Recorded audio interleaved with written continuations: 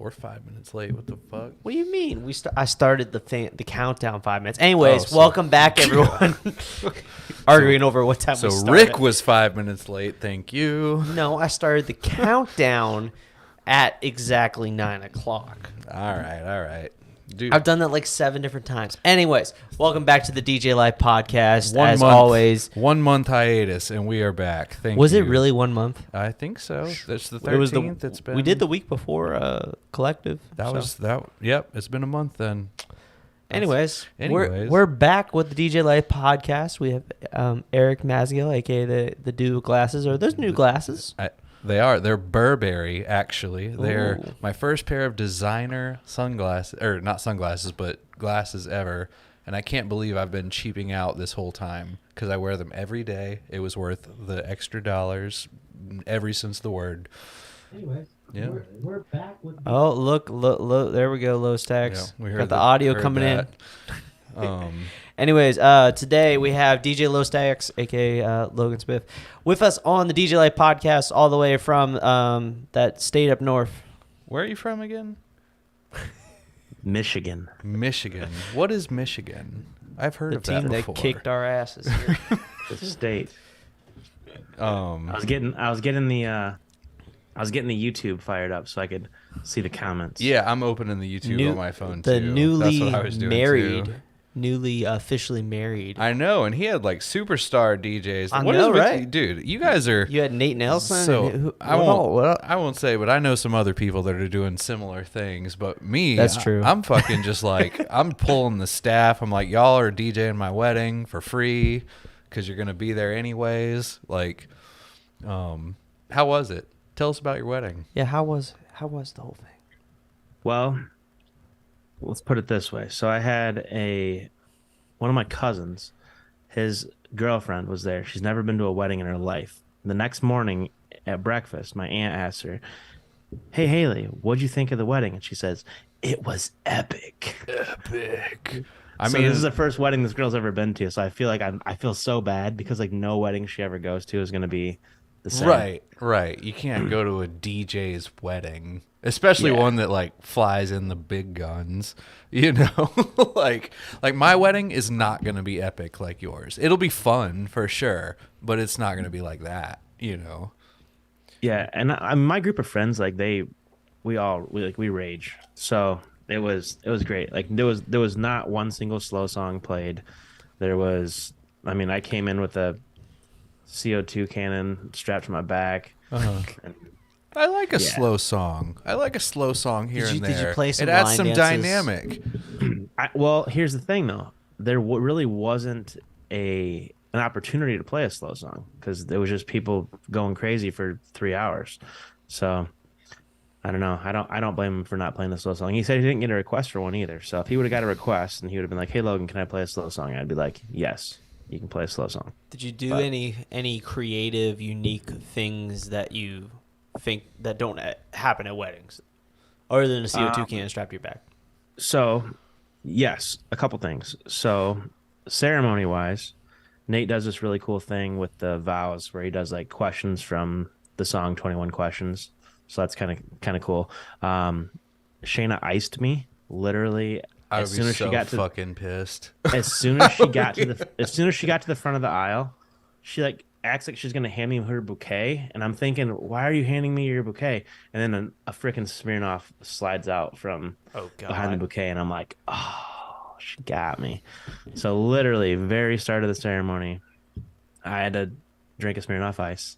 Instead of a everything revolves around alcohol though. So instead of a unity candle or unity tree or tying a knot or any of that bullshit, we did a unity shot. So we took a shot together. That was our unity thing. Also, after the introductions, we went right into a 15-minute dance set, which that's like never happens where I'm at. Like it's usually introduction right into cake or first dance or toast. Or that's some New Jersey whatever. shit. Yeah, so we did, and it like threw everybody off. It was super cool. I had a buddy of mine perform the first open dancing song. So he's a hip hop / R&B artist. So I had him If you want to look him up, it's Cass G on Cash Instagram. G. Cass G Oh, Cass. on Instagram, He missed out Spotify, on Apple Music, that. all that stuff. So I had him perform the opening dance floor song. I don't know. I mean, that's kind of it. We had 2 photo booths, 2 salsa booths. We did one thing that was really cool that I've only seen at one other wedding before, and we did a crossword puzzle, and it was questions that pertain to us. Yeah. So we did like everything from like childhood questions for each of us that only like her side of the family would know, or only my side of the family would know, like that type of stuff, and then some questions that kind of pertain to both of us. So that was kind of cool. I had saw that at a wedding like probably a month prior to our wedding, and I was like, we should definitely do that crossword puzzle thing. That was cool. Yes, I saw that on a reel once, and I thought that was kind of clever. Yeah, And we like did they had a that. dry erase marker so that they could remove them when they were wrong and stuff.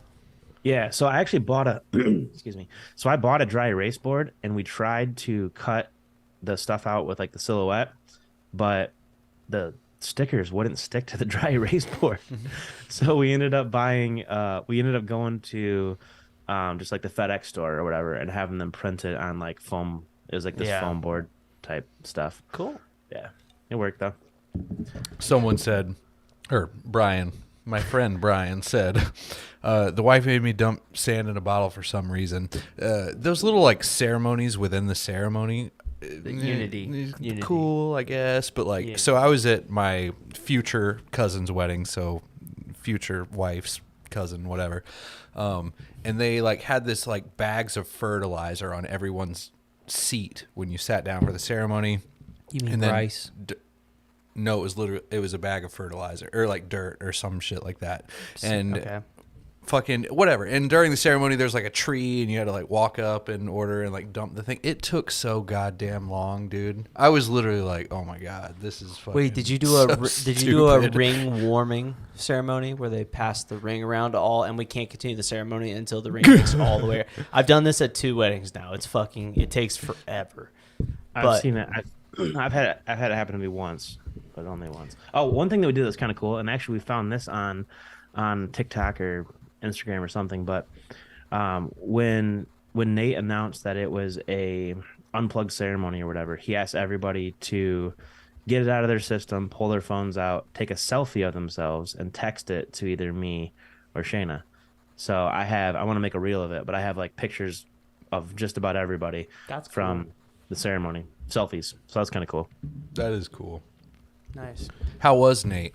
All right, so before you answer, it's funny, sometimes I'll think about like they're big name guys in the event world, you know. And in my opinion, I mean, Nate's definitely, before you even answer, I know he was awesome. But him, Joe Bunn, you know, Nick Spinelli, Jana, whatever whoever it is. Yanni. Yeah, Yanni. DJ Yanni. It's like, are we really doing something that is like reinventing the wheel? Or did he do anything? I'm not trying to talk shit about Nate Nelson. Obviously, Nate Nelson's my homie. Well, he's already all pitched day. like 2 or 3 things that are really freaking cool that he did. Let's hear him. That's what I want to hear. He just talked about them. Oh, Well, well, Like the thing, cell yeah. phone thing and the introductions, like just little things here and but there. was that his idea? I mean, The 21 questions thing was, yes. The cell phone thing was our idea. But let me tell you a piece, here's a little snippet of him thinking on his feet like ridiculously well. So obviously the introduction was like it was very important to me, right? So I wanted to make sure that the introduction was just awesome.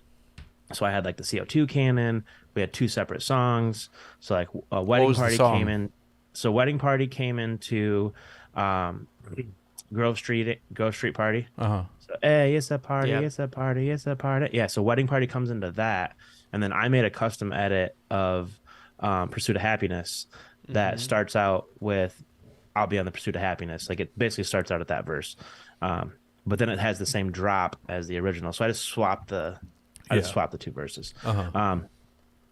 But anyway, so everybody comes out to Grove Street. Well, one of the bridesmaids drops a freaking glass on the dance floor and it shatters. Oh, So we have to like press pause, and it's supposed to be like this crazy epic, like high energy. Like they come in, then our song drops, we come in, then we go into a 15-minute dance set. Well, obviously all that gets paused. The way that Nate went about it was actually pretty epic. Like he kind of let the song play out, and he right off the bat he announced, he goes, "Well, uh, it's usually a sign that it's going to be a good party when someone breaks a glass." Or like just kind of played it off or whatever, and then talked his way through it. So he like stayed on the mic instead of just letting it kind of dissipate. Right. He kind of stayed on the mic, which it was actually really quick. So as soon as the glass got broke, the day of coordinator from the venue ran out there, swept it up. Like it was probably 15, 20 seconds and it was done. But to me, it felt like 3 minutes because I'm standing out in the hallway, like sweating bullets. I got the CO2 cannon in my hand, a 20-pound tank on my back. Yeah. Like ready to run in. And I can't see any of this. So, oh, Aaron, you little prick. Oh, he's in the chat. Oh, he showed up before fucking 9:59. Yeah, Aaron normally is literally like the last 5 minutes. He's like, "Hey, what's up, guys? You still on?" What's up, guys? Think we're like, so cool, Aaron. Strawn. Yeah. Hope your mustache freezes up there in Minnesota.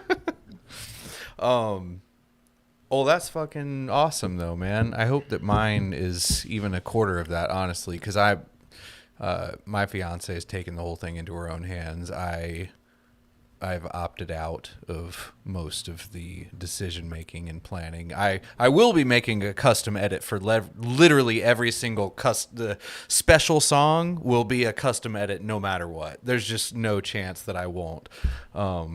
But she's choosing most of that also, except the introduction song. I was very like, listen, I'm going to choose that one because you don't get it.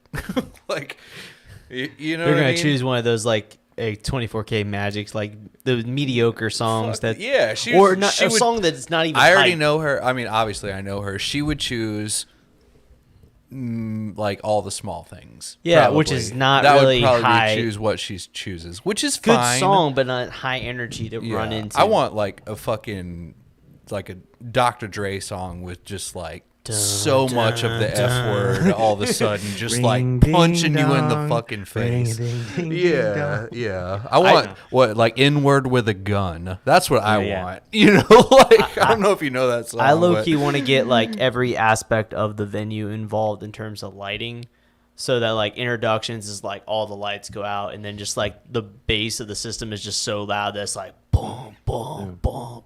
That's it. Like just like almost like an arena introduction sort it's of funny level. to think about. Subs though. aren't allowed. Subs are not allowed at the venue that I was at. If they would have been, it would have been way better. But that's part of the reason why I bought the Evox 12s. Because you got 15s. Yeah, and so we had two Evox 12s and two J8s. So Oh, it you was used them all together? That's it was like enough. surround sound. Oh, yeah, it was like like on the surround side. sound. That's So what like I corner. was, Yeah. So if you picture the layout, like the head table was here, DJ booth was here with the two speakers. One J8 was in this corner, and then another J8 was over in the other corner because the room's kind of like a weird L, kind of like a fat L actually. But not like a loss, guys. Just like No. a literal No. L. Right. no. Not the hipster term. But yeah, so we had four. So yeah, I was using we were like used the IAM and ran the J8's satellite. But yeah, if I could have, I would have brought the Bass Boss 18s and just destroyed it. But we brought the lights down because we were going into the dance set. We brought the lights down. I had movers on I just had two movers on totems plus the Astera tubes, and then we had 24 wireless uplights. So it was lit. So I got a logistics Literally. question because I saw on Nate's story you setting up some of the stuff in the morning. So how like I'm basically they used all your gear, right? But like Yeah. were you setting up everything with your team, or did they just kind of like how'd you work that out with Nate's We team? tag teamed it. So Mike Easter, DJ Mike Holiday, like he was one of my ushers. He's also one of our DJs. You guys have met him. I know exactly who you're talking about. Yes. Yeah. So he was one of the ushers at the wedding. So he helped, like, praise him because he knows my equipment, and so he helped set up a lot of it. Which obviously Nate and Peter, I mean they were fine. Like they had no problem. So I let them kind of take charge of it. But we got everything like basically set up, and then they did all the like fine tuning.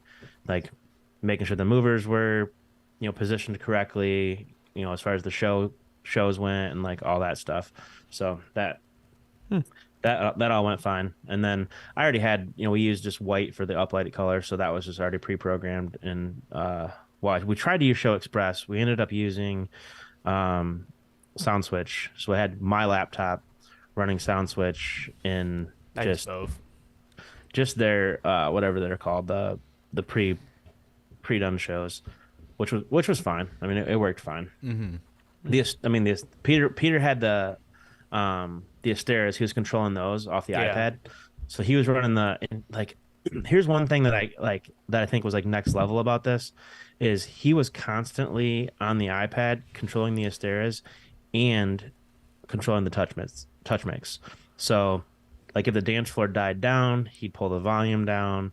If a song was just too loud or too quiet, he'd bring the volume up or down, or he was like constantly tuning the room. Oh, so he was acting like a front of house almost. Oh, he was the whole night. Yeah, he had the iPad the whole night. Like he's like in line at the bar for a drink, and he's like messing around with the sound. Mm-hmm. So that's really interesting. You never I don't think I've ever heard of or seen like where the assistant is messing at all with the sound profile of the room or anything like that. Right. Like it's normally the DJ is the one fucking with that.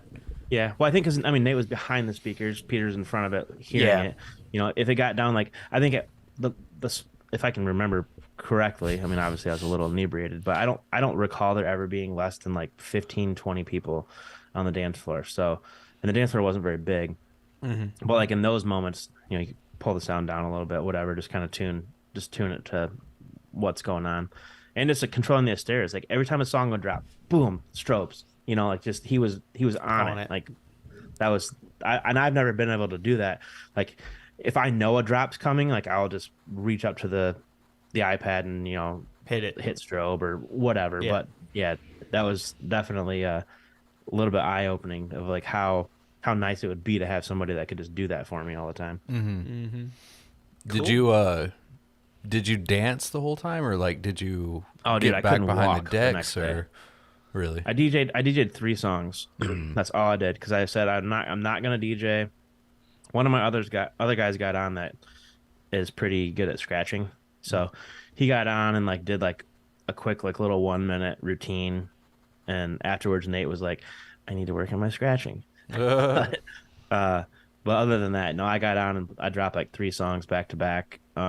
But I like quick mixed it, so I was there for like maybe 5 minutes tops. Just getting your photos. Did yeah? Did he play the wobble? No, man. No line dances, no slow songs. YMCA? No. No line dances, no slow Michigan songs. fight song. I'm a fan. I'm a fan of the wobble. I be wobbling. You know what I'm saying?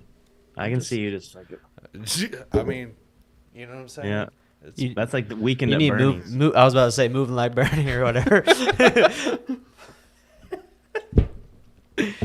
That's funny. Anyways, well, that's wedding great. Yet again, I hope my wedding can only be even half as epic as that. I'll be there. Yeah, I'll save the day. Rick will be there. When your DJ starts going terrible, I'll just jump on there for you. I didn't invite any out of towners. If Rachel is not aware that you are a homie, then you did not make the invite list because I did not have anything to do with any of that. And I barely know Rachel, so yeah. I think I've met her. I mean, she know you live. I've met her less than 10 times, though. Yeah, literally met her in person. Literally, like the best friends that I've known since the day I was born have met her less than 10 times, so that's fine. So just in general, no one ever gets to know Rachel. I'm just a private dude. I don't know, whatever. I just don't mix groups, whatever. So, all right. So Logan, he didn't just get married. He is a businessman. He is also in the DJ community, running a multi-op out of Missouri, Michigan. Fucking whatever, dude. No one knows either of those places. Who cares? I only know of the name of the state. That's all. I literally don't know. Wait, I'm Kalamazoo. I'm in Kalamazoo, Michigan. I can remember Kalamazoo more than I can remember Michigan because it's so actually, fun fact: have you guys watched Wednesday on Netflix? No, not yet, but I've been meaning to. You should. So there's an episode. Uncle Fester actually mentions a job that he did in Kalamazoo.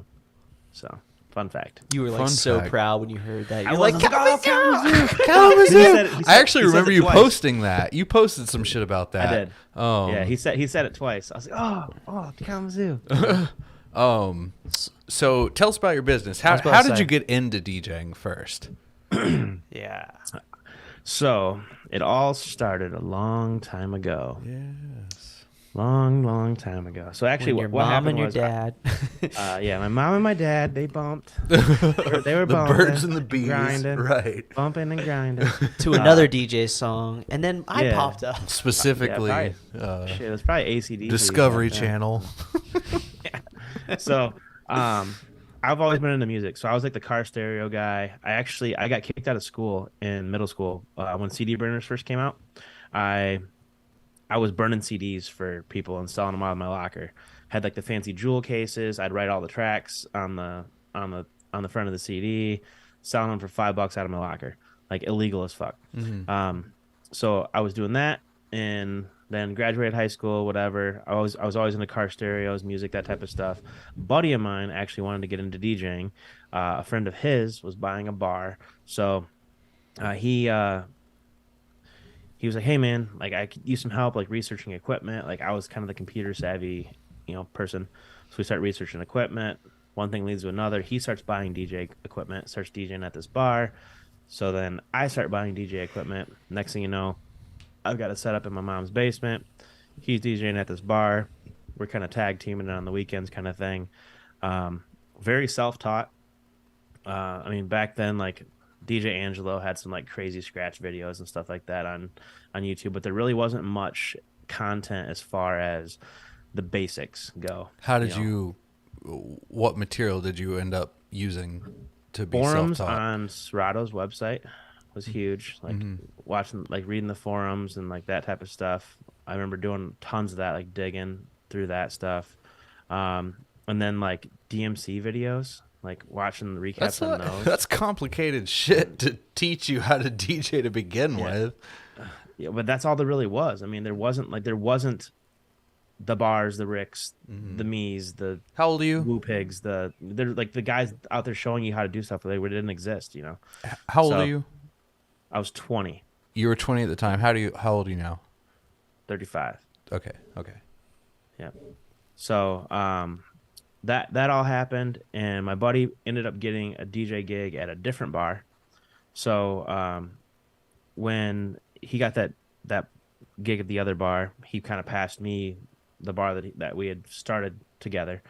So I had one night a week there. I think back then it was Fridays, but I ended up moved from Fridays to Saturdays, which was like the headliner night, the more busy night. So I moved from Fridays to Saturdays. I was doing Saturdays, and then I picked up another gig at like basically the only like true like nightclub in Kalamazoo for adults. We got a bunch of college bars, but at that time it was like the only like nightclub for adults. So I started doing that on Fridays. I did that for about a year and a half, and then I slowly kind of got into weddings and realized that weddings just pay way more than bar gigs do. Of course. Especially bar gigs in my area. I mean, I was making at that point $200 a night. For an average 10 to bar 2. gig here is 10 or 150. Honestly, 10 or 11 to 2 for $200 is basically what I was making. That's pretty here too.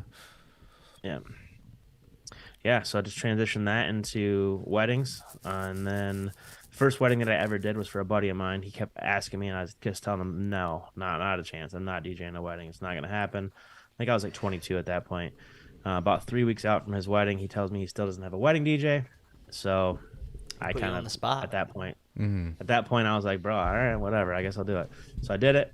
I actually had a lot of fun, and then from there, like word of mouth, I probably did 10 to 15 weddings a year for a solid 8-9 years. Yeah. And then I'd say like the last like 5 to 7 years ish have been Grinding. like where I started to put a little more effort into it. So first it was pushing myself and my own brand. So I got up to the point where I was doing like 20, 25 weddings. And then in 2018, I started Lux Entertainment, and that was when I started bringing on people. So once I started bringing on other guys, that's where it really kind of scaled. Like this year we did 106 weddings. Next year we got 60. I just booked another one, so we have 70. Mm-hmm. So we got 70 already for next year. And the year hasn't even started yet. I mean, you'll Yeah. do. I like to say you do 60% of your entire year's booking is in January and February due to all the holidays. I would agree. So I'm gonna run out of people. Yeah, I'm gonna run out of capacity. that's a good this problem. year. You're raising prices, I'm sure. I don't even need to ask, but I'm sure you are. So you're on the up and up. That's fucking killer. Yeah, we're up to, so we're doing, it's 2,200 for reception only, 2,500 for ceremony and reception. That's Yeah, super so- area based, though. You It know, very and, much is. you know, you could say I'm premium pricing. Versus I can think of, middle there's tier. one other DJ company in our area that is charging more than we are. That's a good place to be at. You Well, know, then like, you need to beat them. Come on, just charge more. like I just actually, Rick, I just found out 2 days ago that he raised his prices because we were basically the same. And he raised his prices to like, and he's not much higher. I think he's like 20, 28, 25 and 28. We're 22 and 25. He's like 25 and 28. So it's basically the same. But he Should just also only match has it. like two other, he only has 2 other guys, and they all come out with DJ furniture and looking good and all that type of stuff. My guys, a couple of them could definitely use a little kick in the ass as far as far as aesthetic goes. You know, there becomes a point where you just no longer feel comfortable sending somebody out for $2,500. yeah, when they only have like a fold out Amazon table and a fucking facade. And speakers from 2004. But you know, Marked up. Yeah. Got the It's just one of those Mackie things, SRMs or the, Yeah. the original yeah. Mackies. yeah, the SRM 450s. Those things are bulletproof. the though, great bro, I one, will the say. gray ones. Literally, you could destroy it, like blare the shit out of them. They won't break. It's No, fucking I insane. have 4 of them still. I have the V2s, 4 of the V2s. They're great. But yeah, so I'm actually leaning towards changing our pricing structure up a little bit. We're gonna do more of like a tiered pricing structure. So, like tier 1 would be like the highest tier. So like myself and a couple of the other guys would be like on that level. So basically the ones that are doing the most events, the ones that are getting the most reviews, the ones that setups look the best, they're doing the best job, that type of stuff. The ones that are putting the most effort. You know, if you're putting in, if you want to work on the higher level, put in more effort. Oh, You know? it's not dirty. No. Lights are dying. Yeah. Fucking. The whole house is smart home. Rick- We've talked about this before. The Rick whole house is literally smart has- home, and there's automatic scenes that turn the lights on throughout the house and turn them off at night. It used to be right at 10, but I adjusted it. So, Alexa, studio on. Clive's in the chat. Oh, Clive's in there? Yeah. Yes. I haven't seen Hi- Clive in a minute. Me and Clive used to fucking hate each other. Well, Clive used to hate me. I was indifferent towards him. Honestly, I did just like whatever. But and now we're like super good friends. I don't. You it's guys, funny let's how just that let's just works. go if you guys didn't get off on the right foot. We didn't. We both misconstrued each other's shtick. It does not matter really. I honestly don't. It doesn't matter. Clive and I we were on a Zoom call together yesterday. Clive's a talking homie. about SMPL. Oh, really? Simple. Oh. Well, I'm down to revisit that conversation if you'd like, but I'd like to finish what Yeah. you were talking about first. Yeah, we've got some simple things that need to happen, but On a side note, still full time with full time job outside of this. yes, that's man. I was That's about to getting- say, it's I'll getting- tell it's you putting what. bags under my eyes. Dude, Oh, man, yeah. like, it's a scary step. And I used to say this to Rick before he made the jump, and this is recent for Rick. You'll make the decision one day, and it'll be scary for 4 months.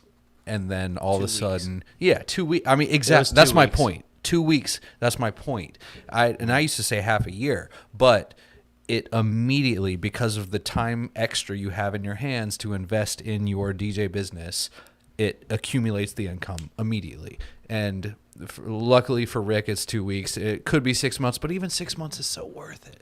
no, I was Yeah. just saying in terms of like having a life again. Oh, well, whatever. Oh, dude, well, I'm that's just the talking worst about part, and, like, replacing the I know income. You and I have talked, Rick. Like as far as that income, like it's a very. a lot. I'm right there with you, and I didn't make the jump until I had a lot of financial things in place. Like the house was set, everything was done, the big purchases were over, vehicles brand new, and everything was kind of set in terms of money wise. I got enough money to survive 2 years if I need to. I was thankful. Thankfully, we did have some help from family with the wedding and stuff, but it still cost us. I mean, thousands. That's how it is for us. That's how it is for me, and I'm not down. Still double-digit thousands. I mean, but we did pay for it all out of pocket, so that didn't hurt anything. But what that did hurt was my savings. Yeah. Right. So my savings is literally gone. Like it's completely depleted. Yeah. So I'm at least gonna wait until. Actually, Jonathan Simmons told me this. He goes, have a year's worth of bills minimum. Like have enough money in the bank to pay every bill that you have. So you could literally not work a day for a year and pay for everything still. When you have that in the bank, take the leap. Yeah. Because when he left UPS, he said that's what he did. He's like, I wanted to make sure I had a year's worth in the bank, and he's another success story. Look at him. I was gonna say John Simmons it. is someone to listen to. That's for Dude, fucking sure. Crushing it. I mean, he went from weddings and some private events to now he's doing big. I mean, Nate and LaForce are like bringing him down in a semi truck. They're renting all their big rig stuff from him, which is crazy. Like, you know, on top of he's just like the ultimate homie. You know what I mean? Oh, yeah. Just Well, like and the nicest also- dude in the world. On top of that, he does have literally a bunch of DJs still doing a crap load of weddings every single weekend.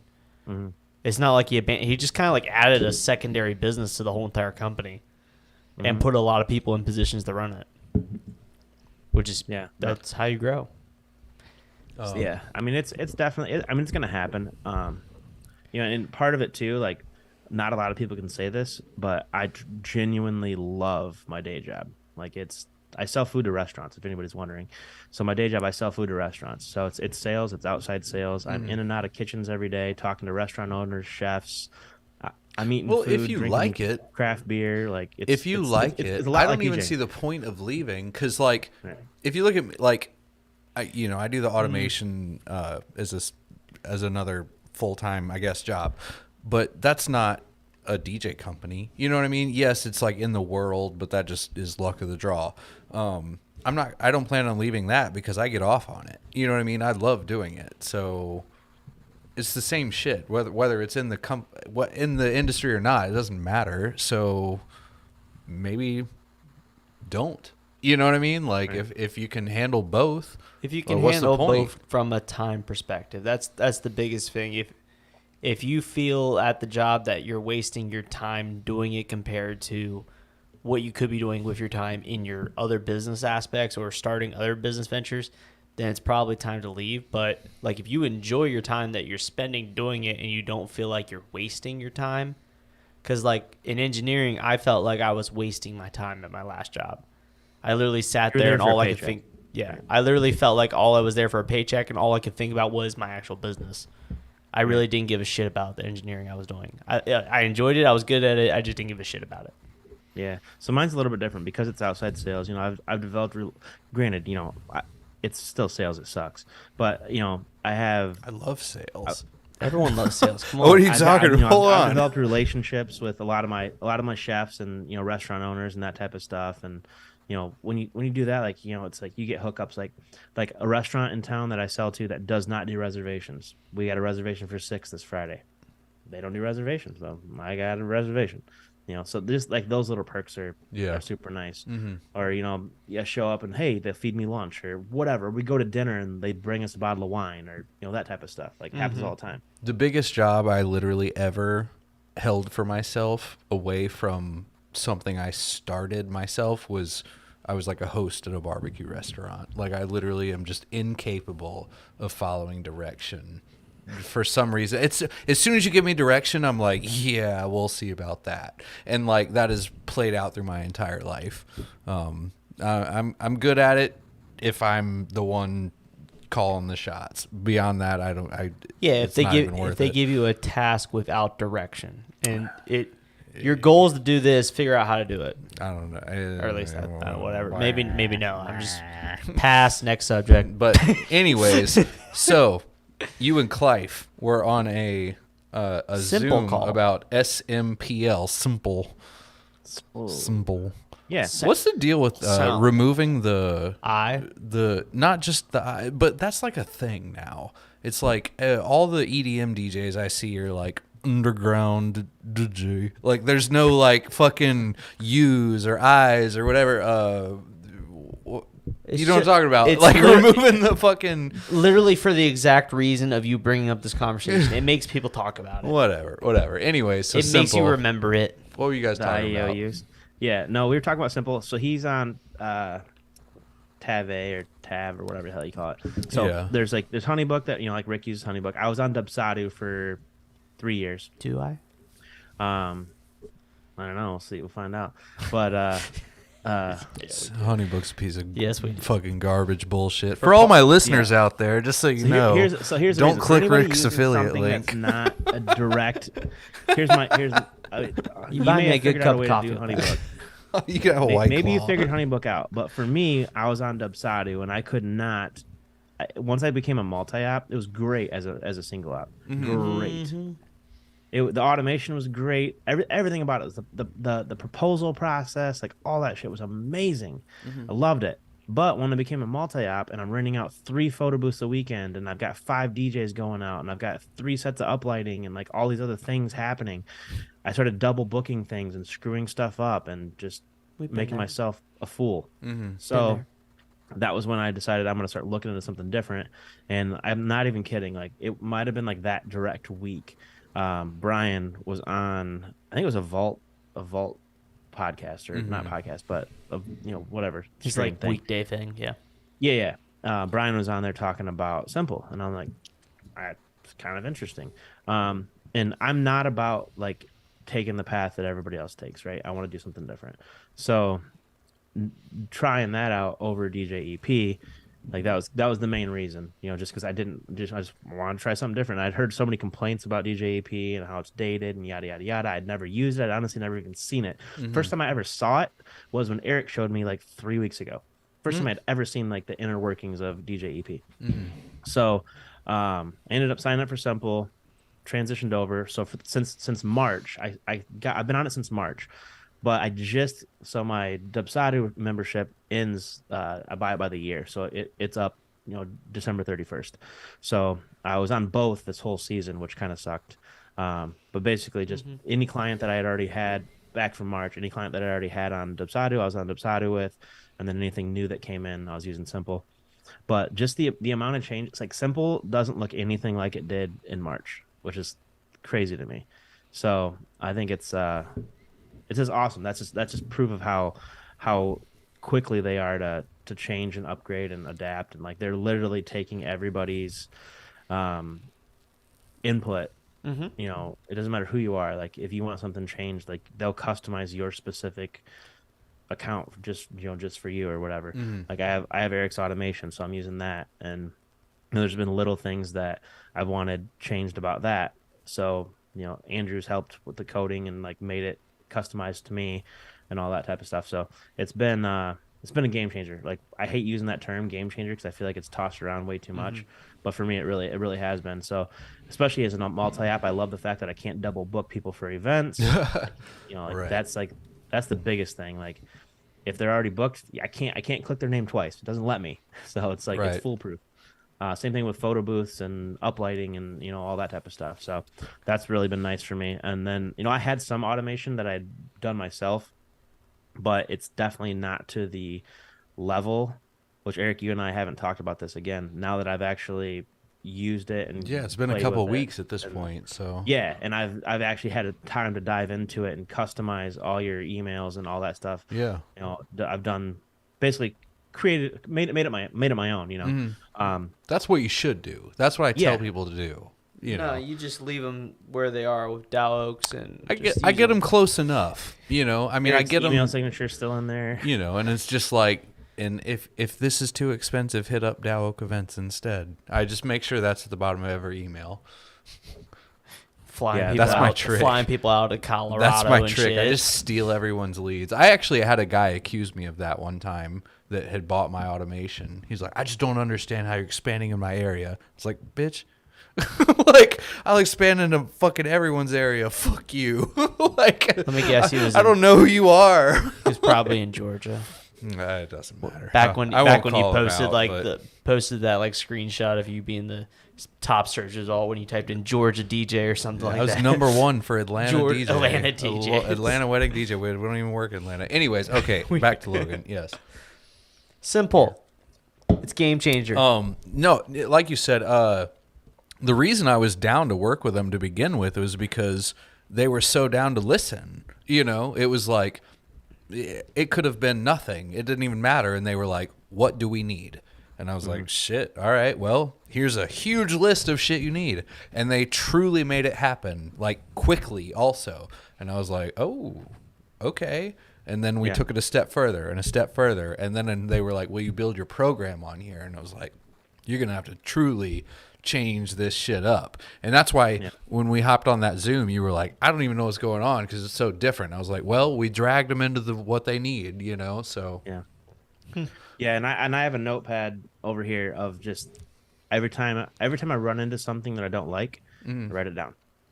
And once I get a little bit of a list going, I'll email Brian and Andrew, be like, here's these things that I don't like, and in a week, a lot of them are fixed because a lot of times it's the simple stuff that I think what it is it's like they're moving so quickly that little things get kind of it's little bugs and glitches. Yeah, like little bugs. Yeah, exactly. So little bugs, like I'll click on, like say I'll click on something in like the columns.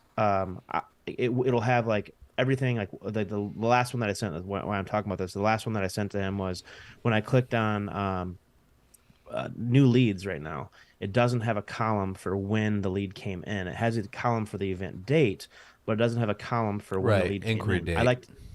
I'd like to be able to sort it by when the lead came in, so I can look at the oldest ones, see how far they've made it through the automation, you know, see if they're what emails they're opening, what emails they're not. Just, you know, the analytic part. Just want to, you know, dive into it a little deeper. Yeah, that's how any process of any of them. The thing is, it needs to be, and it is, DJ Event Planner the same way, because I'm obviously a proprietor or a pusher of DJ Event Planner. It needs to be customizable because everyone needs what they need. Even though, yes, we're all running a very similar company. We all sell DJs. We all sell photo booths. We all sell uplights. We all do a monogram here and there. It's the same fucking shit. You give your spin on it. I don't care what you say. It's the same fucking shit. However, how we run that shit, it's just different. You know what I mean? Like, honestly, I couldn't care less when the lead came in because I have it so automated over here, and we're funding so many leads. Like, I was at the DJ Collective, and I was in a private, the single chat. Rick was in my fireside chat. The fireside chat. There were 5 people in it, and the person was a marketing specialist, right? And they were like, "How many leads do you get every day?" Right? Some dudes couldn't even answer that, right? They literally just like 1, 2, yeah, they were like 1 or 2 or something like that. And 5. they were like, well, you should be averaging this many, blah, blah, blah. We get between 30 and 40 leads every single day. You know, it's just a different scenario, you know, and we're not expecting to book, but maybe 5% of that, not even 5%. 5% would be astronomical, honestly. Right. But you get my point. So I don't care when the lead came in. It's just so automated. However, you have plenty of fucking dudes like you that do care because you're going to tailor what you say more often and whatever your methods are to those leads who came in more recently and et cetera. So basically the differences come down to what's customizable. That's my point is what is they need customizable. to be customizable. The whole software, everything needs to be editable, and that's a lot of people's gripes actually with DJ Event Planner is it's so editable that they're like, I don't know what to fucking do. And it's like, well, you're talking about computer software here, and you got the thing that you can literally do anything with. Of course you don't know how to do it because you're a fucking idiot. Well, like, no offense, but like you didn't take the class. It's a college. You need to go through a college course to learn this fucker. But you're talking about your entire livelihood here. It's worth it, you know? So that's kind of my gripe with people who have gripes about that. Well, and those people that have gripes really just need to fork over the money to pay someone to do it for them. 100%. but Because they're like, they it can. shouldn't cost this much money, and it shouldn't. It's like you got two routes here. Suffer through the pain do it of- myself route is clearly not working. So just ignore that one. It's like you can either figure it the fuck out Or pay someone. or pay someone. And luckily, and y'all even name drop Perfect Portals, right? Who is my super huge competitor, right? We're neck. Yeah, I mean, we used to be like at each other's throats. It was actually me at their throat. They just kinda automation ducked out. company. Got yes, it. Got automation it. Okay. for I was DJ very event planner confused for a companies. second. I'm like, this is the DJ company? DJs last year. Yes. The 1 year anniversary is coming up. So I used to be at their throat. Now we're kind of homies, or we're not like super homies, but whatever, it is what it is. They and me, we're the only options. You know what I mean, for this like automation service. And if you're not willing to spend $700 for something to literally turn your company into a computer, you don't deserve to succeed. Because someone else in your area is willing, and they're going to have that advantage. That's it. End of rant. On a side note on this CRM sort of topic, do you guys find it fascinating that in the wedding industry, the DJs normally have the most sophisticated CRM softwares of any other vendor? The only reason I think that is because other vendors are solo ops, coordinators, photographers, videographers, etc. And they're doing less. A lot of those they're doing far less. Way less than we are. They're charging more. They're making more per event, and they're doing way less events. So that's what kind of how I feel. Yeah. Maybe Dude, that's who what is it is. CRS and why do they want I to know. what I just saw that. I was What is like, it? what, "Hi Rick, what day are you on? I'm sorry, Is it spam? Are we getting spammed right Rick. What day are you on? He's sorry." I don't see I can't get back to the live chat. now? Damn Oh, it. he's new. I'm new. He's not spam. Maybe he's real. Yeah, but what are you talking about? What day are you on for the DJ podcast? Tuesdays. Oh, Tuesdays. We We do every other Tuesday in a perfect world. Life happens though. We will be Chill out. on next Tuesday. I confirmed Cooper Brown will be on with us next Tuesday. Oh, So Cooper. All Cooper's right. gonna be. Cooper. What topic did we choose? He didn't choose. Oh, we'll I choose didn't. one. He came out. So Cooper's Love a Cooper. bro to the max, by the way. Before I talk a little shit, but Cooper, he was like, "Oh, I'd love to hop on your podcast. Here's a list of topics I thought would That be great." I'm ready prepared for to and talk about any of these. There were like 30 on there, and I was literally like, "Wow, that was like 100 million times more than anyone else I've ever talked to." I Like, literally just tapped on the shoulder. I'm like, you realize like every podcast we do is like shooting the shit. Like yeah, we have it's no like subject, White Claw no line. infested, like just chilling. It's fine. That's recent. That is recent. That is recent. It's Mostly dragged on by him. so. Chill out, dude. Well, I mean, this dude finally says, "Hey, I'm drinking now," and I'm like, "All right, cheers to that." We're Let's talking do about this. Logan right now, though. What? I'm just kidding. Anyways, Logan's been drinking since he was a little baby in little shoe. Actually, so the reason that I started sober January is because I realized that I had never gone more than 4 or 5 days without alcohol since I was 18 years old. So actually, when I met you, So does that mean just January you stay sober all January? yeah, Okay. when I met you, you were that guy. You know what I mean? Like the DJ Collective, the very first one. I remember the very first day. It was like, I don't even know how to say that in a mean way or a polite way. Really, you were just like super fucked shit drunk. He was yeah, he was a party fucking- goer. He was Yeah, a like party goer. passed out, like a dude, like smushing your cheek on like Instagram videos, reels or whatever, laughing about it type shit. He's I that think you're homie you confusing. want in your group.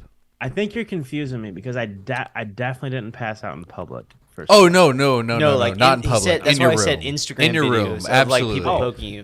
that was probably Mike. Yeah, I think it was no, Kevin. Mike wasn't there. I think it was Who would have Kevin. been Kevin? Yeah. Could've been Kevin. Yeah, Kevin. Yeah. Okay. There's another one we need to get on the podcast. Hi, Kevin. Yeah. Oh well, we both have podcasts, so we need to like infuse both our podcasts for an episode. Whoever just asked, All those leads are completely from Wedding Wire, The Knot, and Google, organic and paid Google. How's that working out? You into it yet? Yeah. We've gotten lead click down to, I think it's like, I actually can't remember. I was about to say a number and just lie. I can't remember. So I didn't know how long we were going to be on tonight, so I packed a cooler. Oh, we're almost done. We're like wrapping up. I honestly have to pee so bad. So, it is ridiculous. Just in general, Logan, we're coming to the end of the year. What's your aspirations and goals for the business for next year? What are you trying to do? Full time? Or is that not in? Honestly, you don't sound like that's your goal, which is totally cool. Like, obviously, Shh, let the man talk. I'm just saying, that might not be his goal. You don't have to make assumptions for him. He can speak. Said what you fucking said. So he's got a mouth. He can talk. So Logan, what's your goals? I don't know.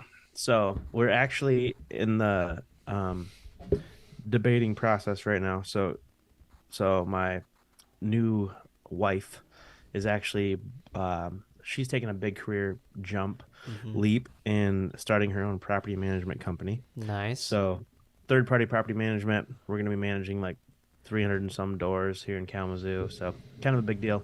Yeah. For her.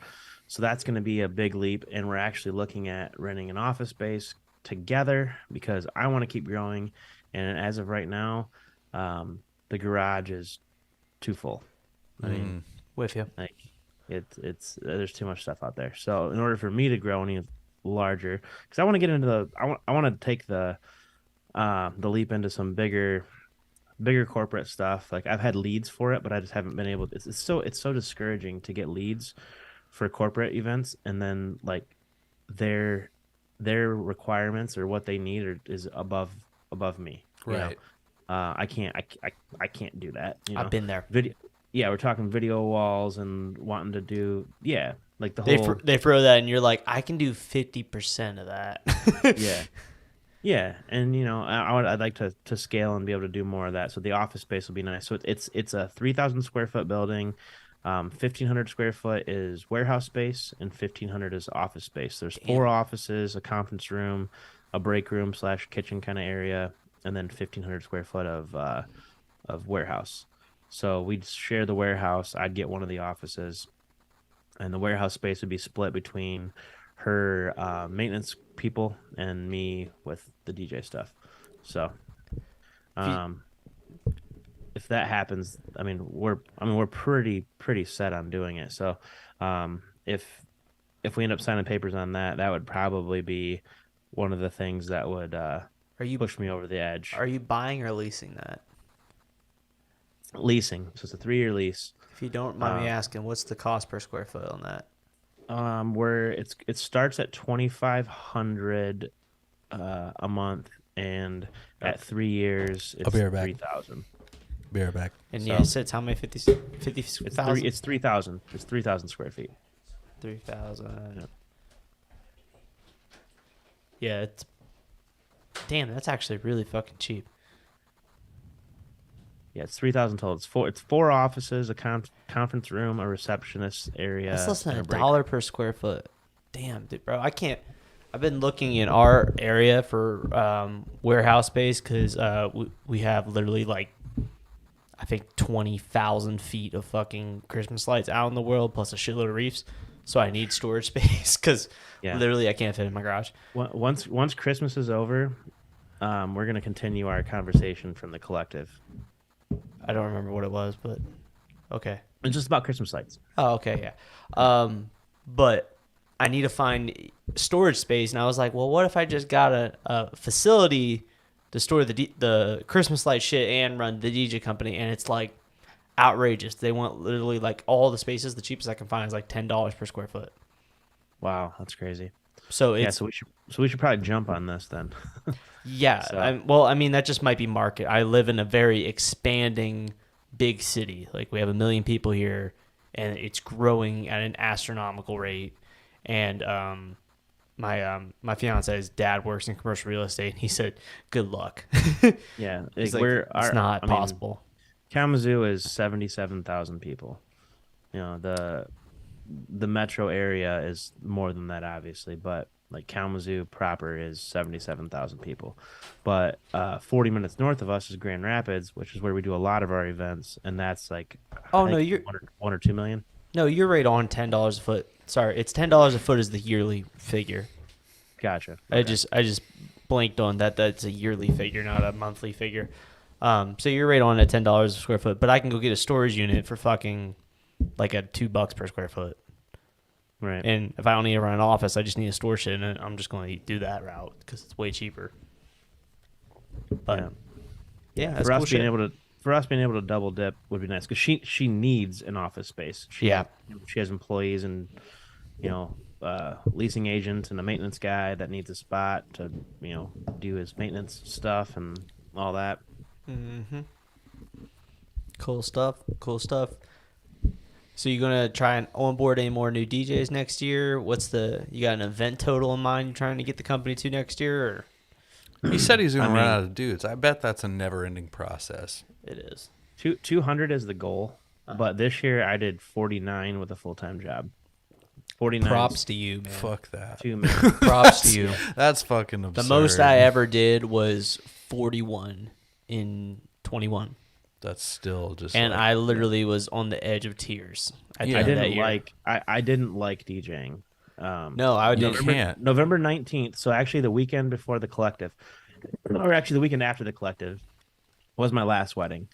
Had I not gone to the collective and got that like morale boost, the 19th would have been way Miserable. worse. Mm-hmm. It was already it was an okay wedding. It was not a great one, but I was so burnt out, like just unbelievably burnt out. I did a streak. I did what did I do? 19 weddings in 9 weeks. Yeah, because one was a triple. So they were all doubles, one triple, in 9 weeks. That's what murdered me. So it was Friday, Saturday, and one of them was a Friday, Saturday, or Thursday, Friday, Saturday, and that was what I was doing good until I hit that little stretch, and that 9 week stretch was just Those double, triple headers will literally just end your fucking morale for the whole season. I did 65 without another job, and that was enough to want to make me kill myself, like in a joking way. But like Barr is out here doing what 110 or something. His goal was to hit what? 200. He For wanted himself. No, he said he was trying to cut. Well, back. now, but like when he had that, like he was doing 100 plus, and he was like, "I'm trying to hit 2. I want to get to 200." And I was like, "That's "Dude, a New you're Jersey fucking thing." insane. Like Greg just said in the comments, 41. I did 100 plus events. You're in New Jersey. You don't count. You're not a human. You don't. I don't. They know what live your- off of Red I don't know Bull what your and deal caffeine, is. like, I don't I know what your swear. deal is. It's just different in New Jersey. The air is Greg, different up your there. weddings Yeah. in New Jersey they're a total of 5 hours. You can do 3 in a day. So piss Well, off. it just Oh. the water up there has something in it. You guys are just a different breed. I honestly have no idea what's going on No, with y'all. I'm pretty sure Greg has a full-time job too. He Still, does. doesn't Yeah. Me and Greg are partners. He's my New Jersey guy. Yeah, we've chatted. We've chatted before. I knew he still worked full-time too. So for you to do 100, bro, It's killer. It's fucking killer. I'm gonna need to get this guy a bigger trash can over here, man. That thing's Maybe overflowing. Empty your fucking trash can, Rick.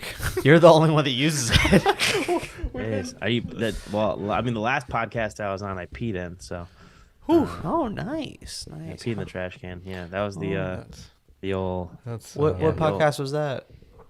That was the Drew and Fuse. Radio Shorty and Hi Oh. Kevin podcast. Oh yeah, Drew and Fuse. I met who is not Drew? What's his name? Fuse. Fuse? Oh, Yeah, Fuse? but what's Fuse. his name?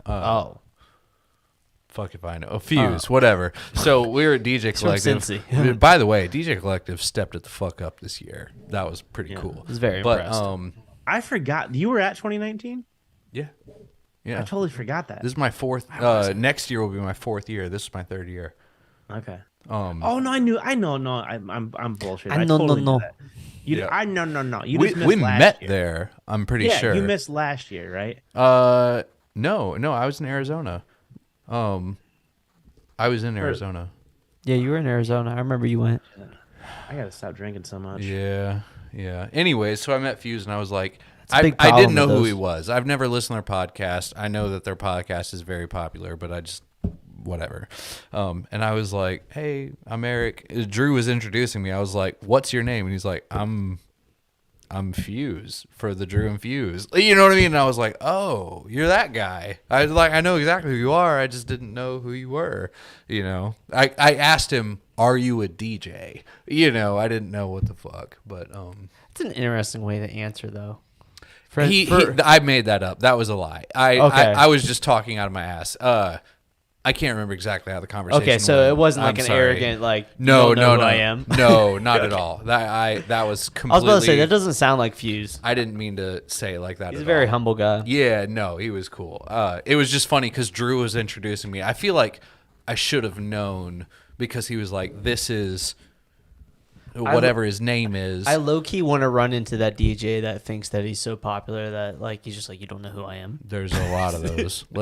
There are a lot of those. I mean, yes, there and are. We know but, their like, first names and we hang out with them regularly. You were in Nashville. That room was full. I know, but I want to be at one of those conversations where I'm Sometimes like, hey, what's your name? And they're like, you don't know who I am. Sometimes like, I want to I'm be that in one guy. of those. That's me sometimes, honestly. I want to have someone actually say that to my face, like, you don't know who I am. I had a guy, I was telling Rick about this right before we hopped on. I bought a pair of EV speakers, right? They were like garbaged, just marked the fuck up. They were only $450 for a pair of EV ZLX 12s. So I was like, all right, I'll take those. And when I met up with him, Craigslist type Facebook shit, he was like, Erik Massengale. He's like, can I get a picture with you? He's like, you're the man in the DJ world. And I was like, I was like, fuck. Was that recently? Fuck yeah. Yeah. Okay, so that same guy, I can't think of his name. I feel bad, but he came. I booked him. I made a post on Facebook about needing a DJ for a prom. Black guy. Yeah, he drove all the way up from Ohio to do a prom for me in Kalamazoo. And crushed it. He did a great job. Yeah, like, I mean, What I don't know the guy at all. It was just like fucking. Yeah. I was truly. My head exploded he felt like a little super bit. Hit. It did. I mean, who wouldn't? You know what I mean? I mean, it felt really good. That's how I felt. The first. Obviously, I've been to a lot of conferences now, but the first DJ conference I went to was Midwest DJs, and I honestly like. I'm sure Rick's probably had this happen too, but I never would have expected that many people to know who I was. Don't you love that? Like. It was almost like it was making me. I was getting anxiety. It makes you want to go to the conferences. I don't know anybody. Like I'm trying to be cool. I'm like I don't know what to do. Right, so like, right. You know? Yeah. It makes you want to go to the conferences. Yeah. So like me and Bard met up before we went, but we like went to one of the first DJ conferences together. I think it was the second. It was my first. But like all those people saying it, the first one was like that. It was so much fun though. Like. The following ones, like I brought Jay Book up. Like he drove with me from North Carolina up to Atlantic City for the conference, and it was so funny to see that interaction from another set of eyes, watching him like freak out over all these people like going crazy about him. And then even like when I brought Marcellus to the first DJ convention, like people were coming over and be like, "Yo, you're Marcellus. I see you in Rick's videos all the time." It was so funny. He was losing it too. Yeah, Atlantic City was the first time that I had met him. So yeah, it's fun. All right, let's wrap this shit up. 10 o'clock. Yes, Dad. That's it. hey, we got 1 hour for viewers, man. We'll do it a second. He's got a whole cooler here. Hey, we brought Bar on. I was ready to like. We got Bar on twice. We'll get Logan on twice. We got a whole roster, honestly, at this point that we can bring on twice. Oh, dude. Yeah, we. By the way, we fell off for a bit. It's 100% Rick's fault, but I'll take it. The 20% blame because he did not ask me at all. Right, I didn't push it. I knew he was very busy with his Christmas light, whatever the hell he's doing. Low-key wanted to cry, but he's caught up now, so we're back to every other week. I know it's holiday season, but low-key wanted to cry. Like 12-hour days of doing nothing but hanging Christmas lights, and you literally have to forget everything else that's in your other business is so hard to do. It makes you want to cry. But hanging my own Christmas lights made me feel that way.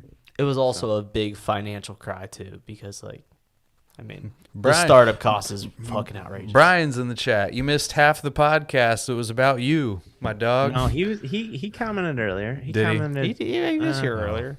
Someone earlier. He said, well, actually, right after we got to talk about Simple, he said, "Love these convos." So, Brian, check your email. I emailed you, you dick. That's crazy. Well, I missed that, so I didn't know you were in here. So everything I said was organic. It was 100%. Trying to get a sponsorship deal or something? No. I'm trying to See, I'm trying to get a sponsorship deal, man. I will say one thing hook it about my advice on CRMs. I do not have any affiliate links. There is no situation this CRM is paying me to tell you what I think. Therefore, my opinion is very trustworthy. I'm not making a fucking dollar based on what I say. It's just what I think, So that goes a long way, I feel like. A lot of people have those affiliate links, which is fine. But, if you're Rachel Lynch selling EV speakers, maybe chill out, Anyways, on that note, thank you guys for tuning in to the DJ Life podcast. Logan, thank you so much for joining us this evening. And if you need a salsa booth, I got a link. Oh God, fucking salsa booth, I got a link. But to be fair, salsa booths are the best. They are. If you need DMS, I got a link. I prefer a Max booth just because it's half the price and close enough. On that note, if you guys need any DJ Life clothing, go to shopdjlife.com. I'm gonna as soon as I get off this call, since I've been drinking a little bit, I'm gonna go to Shop DJ Life and I'm gonna buy a shirt or 17. I think there's like there's 4 or 5 discount. Oh, if you use discount code FRESH, it'll give you some sort of % off. I don't know what it is, but we did that when we launched the new line, and no one's used all the codes. So there's codes available. If you use DJ code FRESH, I think it's like 10 or 20% off or something. I don't know. Use code I love Erik. I'll make that a code right now. And then it'll double the price of every t-shirt. That's a code on Automate Your DJ EP. It's a forever code of all. And it will only ship Fat Boy size 2XXL. I use the discount. It's the same discount. The only discount I'll ever give. It's always the same. But is that your Black Friday one? I love Erik. Yeah, right. But I'll turn that one off. I love Erik, by the way, for all of my listeners, is always on. If you ever want to use that. Any more shameless plugs here? I mean, sign up for Simple. Book a call with Brian. Also, we should probably should we shout out Vibo? We should probably shout out Vibo. Michael. Yeah, shout out Michael over at Vibo. Literally, I'm like way behind. I owe him like 2 videos. I just did one for him. And if you guys are not using Vibo and you don't know what it is, hit me or Rick up in the DMs. We'll let you know. But it's like basically an app that completely changes the entire sales. Well, actually, what is it? Planning experience. Client planning process. Client planning process. Don't throw around CRM terms when we're talking about. It's not Vibo. a CRM. I would never say that. It's not a CRM. I literally told Mike. I told Michael. I said, you need to make your catchphrase, "We are not a CRM." Dude. That would be that would be legendary because people would be like, "Well, what is it?" It's not. But actually, though, hear me out on this. Have you ever asked a couple about the planning process and not had them like literally rant and rave about it? It's every review. Dude, it's not even asked in the review process. It's always part of the review. People talk about. Oh yeah, and I don't even ask for it. It's just like the app was so much fun. It was so cool. Like, God, it's definitely so much fun. I like Michael, so I can't even. I don't use Vibo, but I like. He's Michael, the nicest so guy on the earth. Shit. He's just like he invites me to the things, and I'm like his, I guess, competitor, and weird. I agree with that, but like I feel like he views me as a competitor, but he's willing to invite me anyways. I had to like talk him off a ledge when he thought that Crate Hackers were his competitor, and I was like, no, they're not. They're a competitor on the prep side, but they do not have the core aspect of the planning experience that you have. And I got on a call with him. I got on a call with Michael, and I showed him how I utilize both. So I export so obviously Vibo can do the whole analyzing your tracks and all that stuff, but it only analyzes the songs that you already have, right? So what I do is I export my Vibo playlist to Spotify. Then I create a Spotify link, take that link, put that into Crate Hackers, then use Crate Hackers to get any songs that I don't have.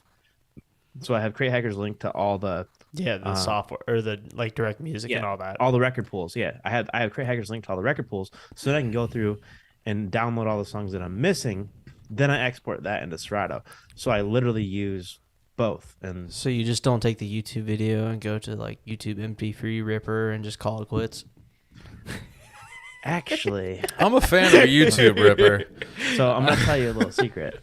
So I had a client a couple of months ago that built some software that completely trumps any web-based Ripper. Just saying. I'm not gonna say anything more than that. I'm gonna need a private message after this. It was wrote for Linux, and he rewrote it and made it usable, or he basically made it so I could access it from a Mac. So I'm not saying we got a software like that in our company, but we have a software like that in our company. I'm about to drop a software title in a second. I want to hear the rest of this though. Keep going, Logan. That's it. That's it. So that was it. Basically, he wasn't going to say what it was. It's not. It's just this dude, this groom that I had. That's a programmer wrote this. So he's like big into they're big music people, and a lot of these tracks that he was listening to, like he couldn't.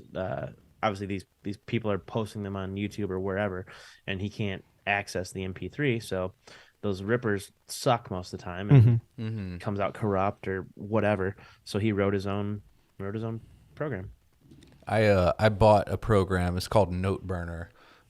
It'll rip you just paste the link to a Spotify playlist. It'll rip it in order and whatever kilobit Spotify rate Ripper, and all that you want. But it'll do YouTube too, but you just paste the link, click the button, and it'll export it 320, exactly the title as you want it. It's literally the most convenient goddamn thing in the world. Saved my ass in the last two and only two that I've done in the last like year, because they were like thrown on me on the spot kind of thing. But anyways, all right. Anyways, shameless. 16 minutes later. 16 minutes of sponsorship deals pitched out to all of you guys to go investigate and learn more about. God, I love it. Anyways, Logan, you're DJ Low Stacks on all sources, correct? Instagram, yes. Facebook, if YouTube. If I don't gain at least 15. How do you spell that? Because I probably wouldn't spell that I'm correctly. Send Rick an invoice. I'm gonna send Rick an invoice for my time, and I bill at $2.50 an hour. So Low Stacks is LOSTA. Well, I'm not right? gonna. Rick, I'm tell not your gonna. subscribers if I don't get 15 new ones out of this deal. Yeah, what you're the getting fuck? a bill for $2.50. You realize the DJ Life podcast only has 873 to give you. So, I mean, if I'm only asking for 15 out of 873, that's not very many. Well, I mean, yeah, it's not many, but everyone, we need subscribers because we're trying to get to 1,000, so we can hit that monetization point, so we make that $1 per show, Yeah, I get literally you. $1. I'm just teasing. I've got to the point with YouTube where I'm not really in it for the subs. I'm just in it for the love, Mm-hmm. Anyways. I have been very impressed. We've been averaging right around 15 plus people live, which is normally we're around 10. So you must be kind of popular for people to want to join on and stick on here. So congratulations. Oh, shit. We're at 16. Hot damn. Turn up. Yeah. Turn up, my dog. So this YouTube will do somewhere around 300, 400 views, and then normally about 2,000 listeners between Spotify and everything else will listen to your beautiful voice. Mm-hmm. And if they are listening at this point, you should go subscribe to him on YouTube so he gets his 15 subscribers so he can shut the fuck up. Yeah, I'm gonna be on if you're not listening to other podcasts, I will be on the Hotkeys podcast shortly as well. Trying to talk my way into the Drew and Fuse show, but they would rather have like cool people, like actual like big name DJs, not me on there. I should hit them up because I'm one of those. Yeah, I mean, I bought my garage is full of Liquid Death, and I bought it all like to support their podcast, and they don't love me. Except actually the last episode I was on there. Did you guys? I saw that. I saw that. I saw you post it. I was dying laughing. Oh, that was great. I have no idea what you're talking about. Did you make that or wait? Did you actually call that in? Yes. Oh my god. Yeah. Were you intoxicated or you do that sober? No, that was in Nashville. That was the night that we did like the. I still actually haven't gone through all the footage from Nashville, but yeah, that was the same. That was the same night that we did the little like intro with bar outside. We did the group photo. Oh It was yeah, yeah. that You- party. That party. You, The I Pink literally, Pony party. I filmed zero anything at that whole entire thing. Oh, Just- dude, this would be the second year that I filmed a ton and have yet. It's because it's like I don't have enough to put together a video. I just have a bunch of clips, if Yep. that makes sense. Like I didn't vlog. I just filmed a lot of stuff. So I don't really know how to make a video out of that besides maybe just like doing a voiceover kind of thing, where it's just like clips are playing and I'm just talking about what's going on. Just do a big cut up sequence and literally just put in like SpongeBob things like the next day, 2 hours The next later, day, 2 hours just later. like a bunch of other Yeah. much later. Rick and I drank 400 White Claws in the lobby. just fine fucking shit. But anyways, yeah, Eric wants this over. So go follow Logan so he gets 15 more subscribers. Go follow Eric. Automate your DJ EP. Shop DJ Live, all that. Go follow all of our sponsors. Blah blah blah blah blah. Thank you guys for joining in, watching, listening, wherever you're at on your sources. Be sure to comment, like, subscribe, and follow on whatever source you are on.